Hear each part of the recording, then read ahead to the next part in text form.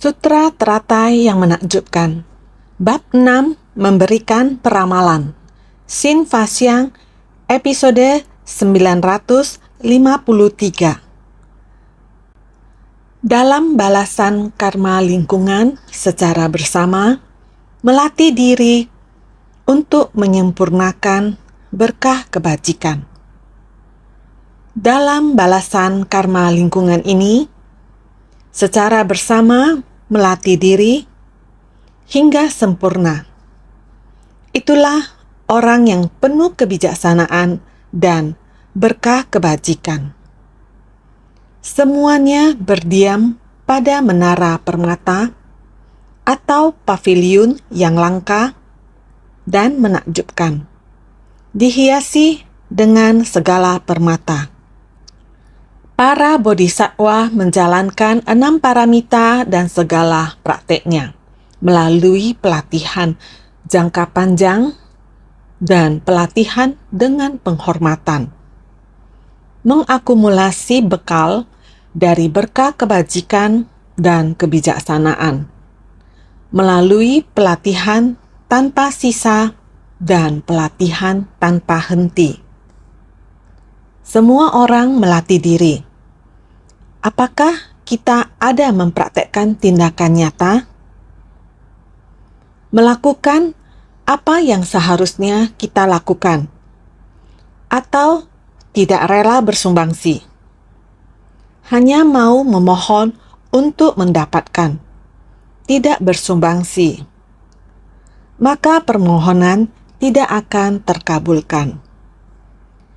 Kita bersumbangsi tanpa memohon juga akan terkabulkan. Dharma tidak boleh melekat pada dharma. Yang seharusnya dilakukan, kita setiap hari melakukan seperti ini. Ini disebut dengan balasan karma lingkungan. Balasan karma lingkungan, kita harus terus melatih. Kita bisa hidup dalam kondisi yang stabil atau aman. Antar sesama bisa saling membantu satu sama lain. Setiap hari harus membangkitkan hati sukacita, saling mendorong satu dengan yang lain. Inilah balasan karma lingkungan kita. Di kehidupan lalu, jika tidak ada benih dan kondisi ini, kita tidak akan memiliki lingkungan demikian. Waktu, ruang, hubungan antar sesama. Di lingkungan yang besar ini, melatih diri bersama. Melatih diri bersama berarti mengandalkan jodoh yang dijalin dari masa lalu. Semua jodoh yang telah kita jalin setiap hari seperti ini adalah orang-orang yang berkah dan bijaksana. Berkah di dunia. Berkah di dunia adalah sukacita yang diperoleh saat bersumbangsi di dunia. Kita ada niat untuk bersumbangsi. Apa yang dibutuhkan orang? Kita rela bersumbangsi dan membantunya. Ini namanya berdana. Seperti di Myanmar, ada seorang U Thien Tun yang setiap hari sebelum memasak akan mengambil segenggam nasi. Keluarganya 4 orang. Menghemat segenggam nasi. Seperti ini ketika diakumulasikan. Tidak berapa lama akan segera ada sebotol plastik nasi putih, sehingga bisa membantu yang lainnya, yang lebih miskin darinya. Ini adalah dia di tengah kemiskinan. Sekeluarga masing-masing kurangi 1 suap nasi. Sudah dapat membantu 1 orang untuk kenyang. Ini adalah konsep pemikirannya. Pada Mei tahun ini, tahun 2015, dia telah kembali ke rumah. Masuk ke rumah itu, dia merenovasi ulang menjadi seperti baru. Sebenarnya, rumah sangat sederhana. Rumah jerami, dinding tepas bambu diplaster semen, namun dia sangat bahagia dan menatanya sangat rapi. Ruang menjadi lebih luas. Lalu mengundang semua orang ke jamuan teh, datang ke rumahnya minum teh. Ini adalah masuk ke rumah, datang ke rumahnya untuk minum teh.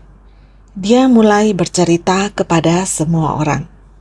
Tetap bergembira walau hidup miskin seperti ini. Merasa kaya dan berlebih. Berharap dapat memimpin warga di desanya. Bersama-sama menggarap ladang berkah. Semua dapat berhemat dan menabung untuk membantu orang lain. Inilah cara U Tien Tun membimbing orang. Dengan menggunakan cara ini, dia berkata, "Setiap hari saya mengenakan seragam ceci abu-abu dan putih. Oleh karena itu, dia berkata, saya harus sangat bersungguh-sungguh agar pakaian saya tidak kotor. Batin saya sekarang sama seperti mengenakan seragam ini dalam kehidupan. Masuk ke dunia ceci perlu berhati-hati dengan perilaku sendiri. Sama seperti menjaga seragam ini. Meskipun dia bukan sangat kaya, tapi dia bisa setiap hari sangat bahagia dan kaya. Tidak hanya melakukannya sendiri. Dari pengalamannya, apa yang dia capai. Pengalamannya tidak henti-hentinya berbagi ke semua orang. Berlatih bersama agar seluruh desanya, setiap orang memiliki kesempatan yang sama. Dapat menggarap lahan berkah bersama. Kebijaksanaan berkah kebajikan. Melihat U Tien Tun, rumahnya sudah direnovasi sedemikian, dia sendiri sangat bangga mengatakan, "Saya tinggal di rumah ini, saya sangat bersuka cita. Bukankah ini semuanya berdiam pada menara permata atau pavilion yang langka dan menakjubkan, dihiasi dengan segala permata." Dihiasi bermacam-macam permata. Melihat sukacita dalam hatinya, seluruh rumahnya sangatlah bersih. Lingkungannya bersih. Semua barang yang dilihat bagaikan permata. Hati yang puas akan selalu bahagia. Ini selamanya demikian. Bodhisattva menjalankan 6 paramita dan segala prakteknya melalui pelatihan jangka panjang. Pelatihan dengan penghormatan di dalam pelatihan diri Bodhisattva. Selain 6 paramita, juga harus ada 4 jenis pelatihan diri, yang juga harus melatih diri dalam jangka panjang. Selama pelatihan diri, mereka senantiasa merasakan sukacita dan penuh penghormatan. Ini adalah 6 paramita dan 4 jenis pelatihan diri dari Bodhisattva. Mereka juga mengakumulasi bekal dari berkah kebajikan dan kebijaksanaan. Dalam mengakumulasi bekal dari berkah kebajikan dan kebijaksanaan, juga harus menjalani pelatihan tanpa sisa. Dalam hal perbuatan baik, baik itu yang besar maupun yang kecil, mereka bersedia untuk bersumbangsi. Karena itu tidak ada sisa yang akan terlewatkan. Inilah pelatihan tanpa sisa. Pelatihan tanpa henti berarti tidak ada masa istirahat. Kita terus-menerus menjalani pelatihan diri. Ini adalah 6 paramita dan 4 jenis pelatihan diri. Dengan demikian, barulah kita bisa mendapatkan bekal dari berkah kebajikan dan kebijaksanaan. Kita harus terus-menerus mengakumulasinya. Naskah sutra sebelumnya menyatakan kalpanya bernama Ratna Fabasa atau memiliki permata. Negerinya bernama Ratna Sambhava atau penghasil permata. Daratannya datar, tanahnya terbuat dari kristal dan diperagung dengan pepohonan permata, tiada bukit dan lubang, pasir dan kerikil, semak duri, kotoran dari buangan tubuh. bunga permata menutupi tanah dan sekeliling adalah murni. Dikutip dari Sutra Teratai bab 6, bab memberikan peramalan. Kita sudah berbicara tentang nama dan rupa yang akan diperoleh Tathagata, dan tentang balasan karma lingkungan, dan tentang keadaan negerinya. Berikutnya, naskah sutra menyebutkan penduduk di negeri itu semuanya berdiam pada panggung permata atau pavilion yang langka dan menakjubkan. Para murid Sravaka berjumlah tak terhingga dan tak terbatas. Tidak dapat diketahui melalui perhitungan ataupun perumpamaan. Kumpulan bodhisattva berjumlah puluhan juta koti nayuta tak terkira. Dikutip dari Sutra Teratai bab 6, bab memberikan peramalan. Ini mulai akan memberitahu kita negeri dari Tathagata Sasiketu. Penduduknya semua berdiam pada panggung permata. Penduduk di negeri itu semuanya berdiam pada panggung permata, tempat berdiam bagi penduduk daripada negeri Ratna Sambhava adalah panggung dan pavilion berharga yang sangat banyak. Semuanya menunjukkan buah dari kebajikan yang terakumulasi selama banyak kalpa melalui praktek sebagai benih sebab dari mereka. Tempat berdiam bagi penduduk daripada negeri Ratna Sambhava, balasan karma lingkungan, adalah negeri yang bernama Ratna Sambhava. Rakyat yang berada di negeri ini, tempat tinggal mereka juga penuh dengan panggung permata, untaian bunga dan panggung. Panggung adalah tumpukan yang lebih tinggi. Panggung dan pavilion berharga yang sangat banyak, semuanya menunjukkan buah dari kebajikan. Ini menunjukkan pembinaan dirinya selama berkalpa-kalpa. Juga benih yang sudah dikondisikan, pelatihan diri yang terus dibina, buah yang sudah terkumpulkan, inilah balasan karma lingkungannya. Pavilion yang langka dan menakjubkan. Beraneka ragam pavilion yang langka, ajaib, menakjubkan dan indah. Tingkatan dan urutan daripada aula dan pavilion adalah perumpamaan untuk 37 faktor menuju pencerahan. Kita melatih diri, kita harus demikian. Seperti halnya menaiki tangga, kita harus naik ke pavilion. Juga harus memanjat setingkat demi setingkat, baru bisa mencapai puncak aula atau puncak pavilion. Melatih diri sama seperti ini, tingkatan dan urutan, setingkat demi setingkat terus naik ke atas, seperti halnya dengan melatih diri. 4 kebenaran mulia, penderitaan, sebab penderitaan, lenyapnya penderitaan. Jalan menuju lenyapnya penderitaan atau 4 landasan perenungan, 4 usaha benar dan lain-lain, setingkat demi setingkat seperti ini. Dharma, semakin kita mendengarkan, semakin kita memahaminya. Mulai dari ajaran kendaraan kecil, terus dengan giat dan semangat menuju kendaraan besar. Jadi, segala aula dan pavilion adalah perumpamaan dari 37 faktor menuju pencerahan. Kita harus sungguh-sungguh melatih diri. Dengan pembinaan diri ke dalam dapat memperoleh permata berupa pemahaman akan prinsip kekosongan. Ini adalah perumpamaan permata. Dengan pembinaan diri ke dalam dapat memperoleh permata berupa pemahaman akan prinsip kekosongan. Keluar mendapatkan keagungan dari panggung permata dan pavilion. Setelah mengakumulasi bekal dari berkah dan kebajikannya kendaraan besar, dengan sendirinya akan mendatangkan balasan karma lingkungan berupa pavilion dan panggung yang langka dan menakjubkan. Kita sudah paham, Dharma sudah terserap ke dalam batin kita. Kehidupan manusia tidaklah kekal. Semuanya diliputi oleh ilusi. Untuk apa kita mempermasalahkan banyak hal?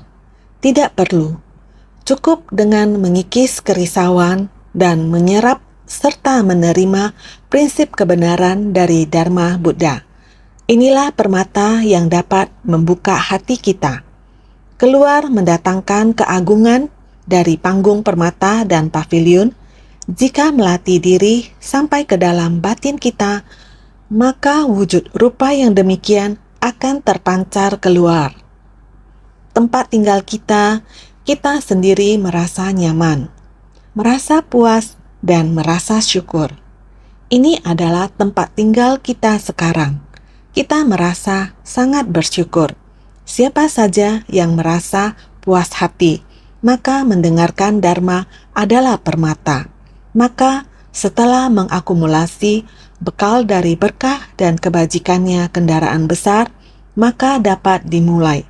Belum tentu saya harus memiliki uang yang banyak, barulah dapat melakukan kebajikan. Orang yang rela bersumbangsi untuk menolong 6 paramita dan 4 jenis pelatihan diri, dengan demikian bekal dari kebijaksanaan, jana sambara, pengakumulasian dari kebijaksanaan dapat diselesaikan.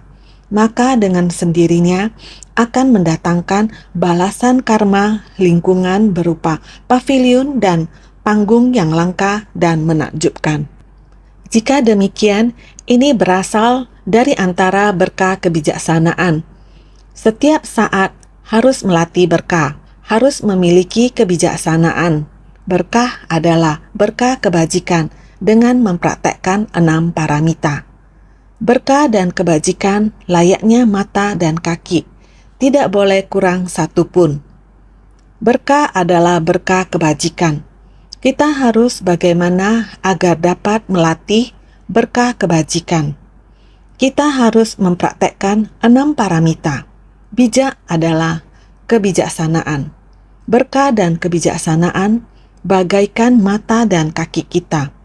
Kaki kita berjalan, maka kita harus melihat jalan tersebut agar tidak terjatuh. Maka ini seperti berkah dan kebijaksanaan. Harus berjalan bersama, tidak boleh ada yang kurang. Memupuk kebijaksanaan tidak boleh tidak memupuk berkah.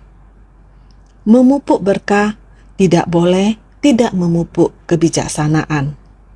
Maka harus memupuk berkah dan kebijaksanaan secara bersamaan, barulah dinamakan yang paling mulia di antara makhluk berkaki 2. Ini yang harus dimiliki kita yang mempelajari ajaran Buddha. Maka para murid Sravaka berjumlah tak terhingga dan tak terbatas.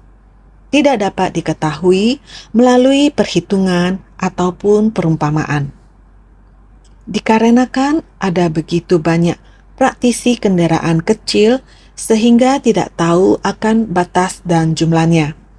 Bila dihitung dengan angka atau diumpamakan dengan benda, tiada satu pun yang mampu mencapainya. Di negeri itu di mana terlahir banyak harta, ada banyak praktisi kendaraan kecil, sangat banyak tak terhingga, maka tidak tahu akan batas dan jumlahnya. Para praktisi yang baru mulai membangkitkan tekad sudah sedemikian banyak, tanpa batas tidak bisa dihitung. Sangat banyak, tidak bisa diumpamakan dengan hitungan angka. Maka tiada satu pun yang mampu mencapainya. Sangat banyak, tidak bisa dihitung. Kumpulan bodhisattva berjumlah puluhan juta koti nayuta tak terkira. Para bodhisattva dari kendaraan besar adalah sangat banyak. Jumlahnya adalah sulit dihitung, makanya disebut puluhan juta koti nayuta. Selanjutnya, kumpulan bodhisattva tidak hanya praktisi kendaraan kecil yang baru membangkitkan tekad. Yang berlatih ajaran kendaraan kecil sangat banyak. Demikian pula dengan bodhisattva kendaraan besar, berjumlah puluhan juta koti nayuta tak terkira. para bodhisatwa juga sangat banyak. Para praktisi kendaraan besar yang menjalankan pelatihan kendaraan besar. 6 paramita dan 4 jenis pelatihan diri sangat banyak. Maka jumlahnya adalah sulit dihitung. Makanya disebut puluhan juta koti nayuta. Nayuta artinya sangat banyak. Angkanya tidak dapat dihitung. Ini karena kita tak henti-henti mengakumulasi bekal dari berkah kebajikan dan kebijaksanaan. Usia Buddha mencapai 12 kalpa kecil. Dharma sejati berdiam di dunia selama 20 kalpa kecil. Dan Dharma mirip juga berdiam selama 20 kalpa kecil. Buddha itu berdiam selalu dalam kekosongan untuk membabarkan Dharma kepada persamuhan, membebaskan para bodhisatwa yang tak terhingga dan kumpulan Sravaka. Dikutip dari Sutra Teratai bab 6, bab memberikan peramalan. Bagian naskah sutra ini, usia Buddha mencapai 12 kalpa kecil. Dharma sejati berdiam di dunia selama 20 kalpa kecil. Dharma mirip dia juga sama 20 kalpa kecil. Di dunia materi ini, satu penambahan usia dan satu pengurangan usia disebut satu kalpa kecil.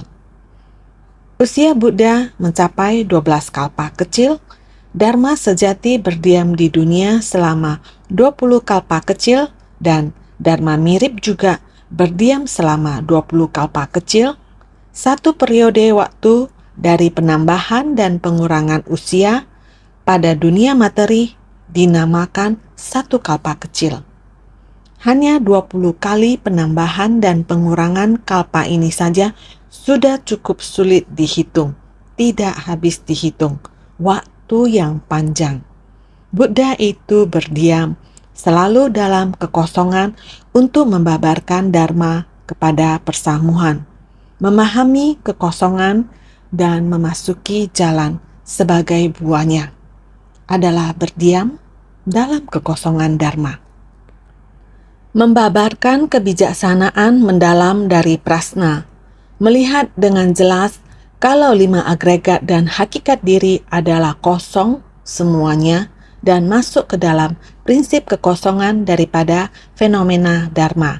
Subhuti adalah terunggul dalam pemahaman akan kekosongan.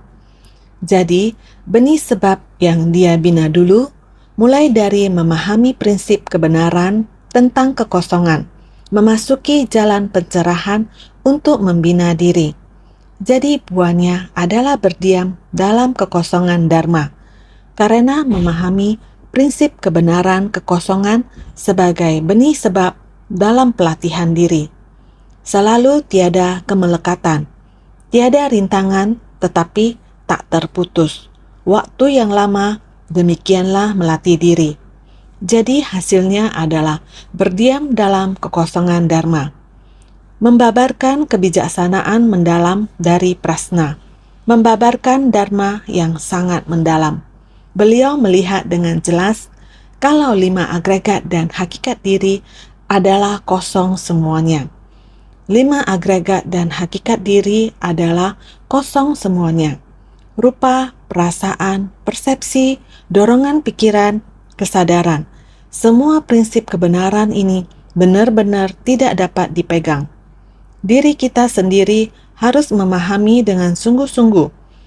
Jika kita tidak memahami dengan sungguh-sungguh, kita akan dengan mudah perhitungan di antara orang, permasalahan, dan benda. Jika rupa, perasaan, dan persepsi menciptakan kesadaran, kesadaran menjerat dan mengikat kita, mengakibatkan banyak kegelapan batin dan kerisauan menutupi kita. Jadi, kita harus melakukan pelatihan diri, melihat dengan jelas kalau 5 agregat dan hakikat diri adalah kosong semuanya dan masuk ke dalam prinsip kekosongan daripada fenomena Dharma. Ini yang disadari Subhuti. Maharibu dunia yang didiami dengan berlandaskan pada kekosongan, juga pada akhirnya adalah kosong. Artinya, esensi dan sifat daripada segala fenomena dharma yang terkondisi pada akhirnya adalah kosong dan hening. Itu sebabnya Tathagata Sasiketu yang telah merealisasikan prinsip kekosongan dalam makna utamanya membabarkan dharma kepada persamuan sambil berdiam dalam kekosongan selalu. Dan juga Maharibu dunia yang didiami dengan berlandaskan pada kekosongan juga pada akhirnya adalah kosong. Ini adalah Maharibu dunia. Asalkan ada benda berwujud, seberapa lama pun semua dalam proses terbentuk, bertahan, rusak dan musnah. Prinsip kebenaran ini perlu kita pahami. Pada akhirnya adalah kosong. Artinya esensi dan sifat daripada segala fenomena dharma yang terkondisi pada akhirnya adalah kosong dan hening. Asalkan benda itu kamu ciptakan, yang diciptakan manusia dan lain-lain. Pasti ada saatnya kosong dan rusak, sehingga Tathagata Sasiketu yang telah merealisasikan prinsip kekosongan dalam makna utamanya membabarkan dharma kepada persamuan sambil berdiam dalam kekosongan selalu. Semua Tathagata dharma pada 3 triliun Tathagata harus baik-baik dibina. Membina prinsip kekosongan dalam makna utamanya mencapai kebudayaan pada masa mendatang dinamakan Tathagata Sasiketu, membabarkan dharma demi para makhluk, berdiam pada kekosongan. Dia akan membabarkan dharma demi para makhluk pada masa mendatang. Demikian juga menggunakan dharma kekosongan dan prinsip kebenaran untuk membimbing para makhluk, membebaskan para bodhisattva yang tak terhingga dan kumpulan Sravaka dengan dharma dari keheningan dan kekosongan besar, menyadarkan semua bodhisattva dengan dharma yang cenderung pada kebenaran dari kekosongan, menyadarkan kumpulan Sravaka. Dia juga harus membabarkan dharma sesuai kapasitas. Orang dengan kapasitas besar dapat menerima dharma besar. Dia dengan dharma dari keheningan dan kekosongan besar menyadarkan semua bodhisattva melihat praktisi pemula. Dia dengan 4 kebenaran mulia, 12 nidana, 37 faktor menuju pencerahan, berbagai jenis dharma, supaya mereka menekuni setingkat demi setingkat. Ini adalah cara membimbing Sravaka mempelajari ajaran Buddha. Kita harus mulai dari dunia dengan sepenuh hati memahami, mencapai kebudayaan bukannya hari ini saya membina diri, sepenuh hati membina diri pada masa kehidupan ini, pada masa kehidupan mendatang akan mendapatkannya. Bukan, perlu dengan banyak kesabaran. Saudara sekalian, waktu kita jangan terlewatkan begitu saja. Kita harus baik-baik menggenggam dalam balasan karma lingkungan ini secara bersama melatih diri hingga sempurna. Orang yang bijaksana berkumpul bersama. Semua lingkungan kita, semuanya berdiam pada menara permata atau pavilion yang langka dan menakjubkan. Kita seharusnya bersukacita sehingga para bodhisattva menjalankan 6 paramita dan segala prakteknya melalui pelatihan jangka panjang dan pelatihan dengan penghormatan, dan juga mengakumulasi bekal dari berkah kebajikan dan kebijaksanaan. Harus melalui pelatihan tanpa sisa dan pelatihan tanpa henti. Setiap orang harus bersungguh hati dari dalam batin, mempraktekkan dengan tindakan nyata pada kerumunan orang banyak. Harus senantiasa lebih bersungguh hati.